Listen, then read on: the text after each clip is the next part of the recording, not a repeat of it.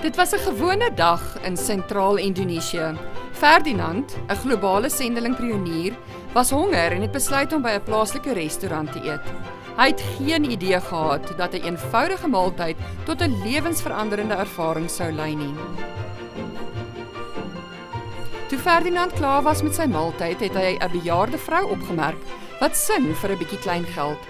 Haar stem, alhoewel bejaard, het 'n sagte melodieuse toon gehad.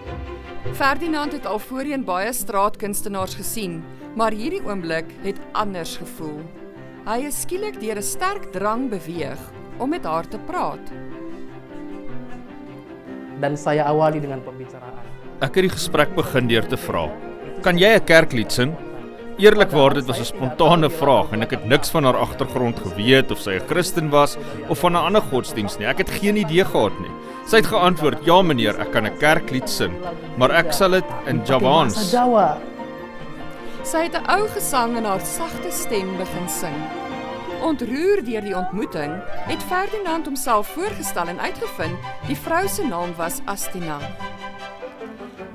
Hy het gevra of hy haar die volgende dag by die huis kon besoek en sy het ingestem. En so het 'n nuwe vriendskap begin. Oor die volgende paar weke het Ferdinand gereeld besoek afgelê en die twee het goeie vriende geword. Hulle het saam gebid en die Bybel bestudeer. Uiteindelik het die kerkgemeenskap ook aangesluit en Astina en haar man Pujartu met oop arms verwelkom.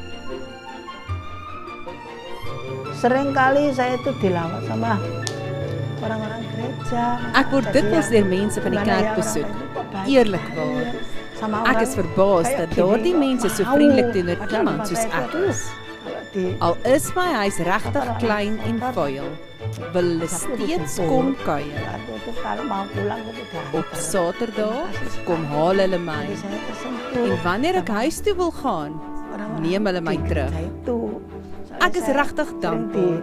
Ek is geraak deur hoeveel die kerkmense vir my omgee. Selfs my eie familie het my nooit kom besoek nie. Astina en Pujartu is straatmusikante. Hulle gaan van huis tot huis en sing liedjies vir 'n klein bedragie geld.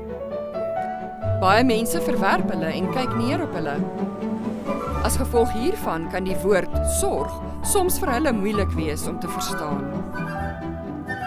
Maar deur die eenvoudige dade van vriendelikheid wat deur kerklidmate wat hulle besoek het, getoon is, het Pujartu besef dat mense van ander gelowe werklik kan omgee.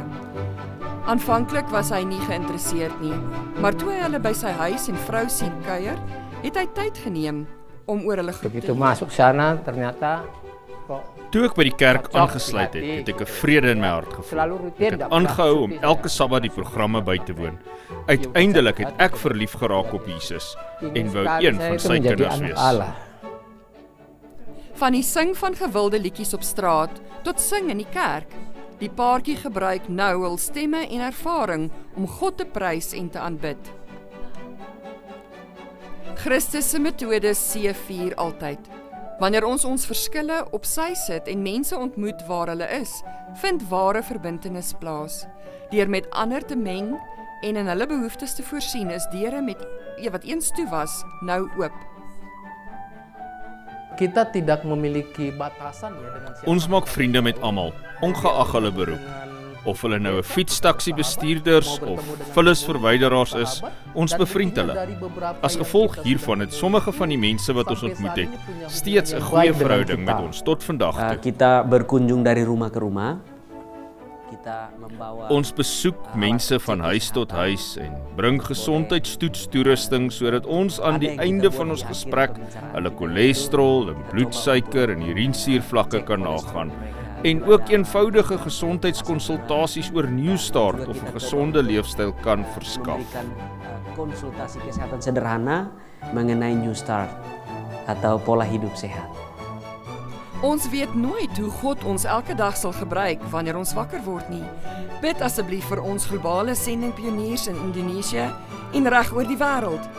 Bid vir diegene vir wie hulle dien en dat selfs meer mense nader aan God gebring sal word.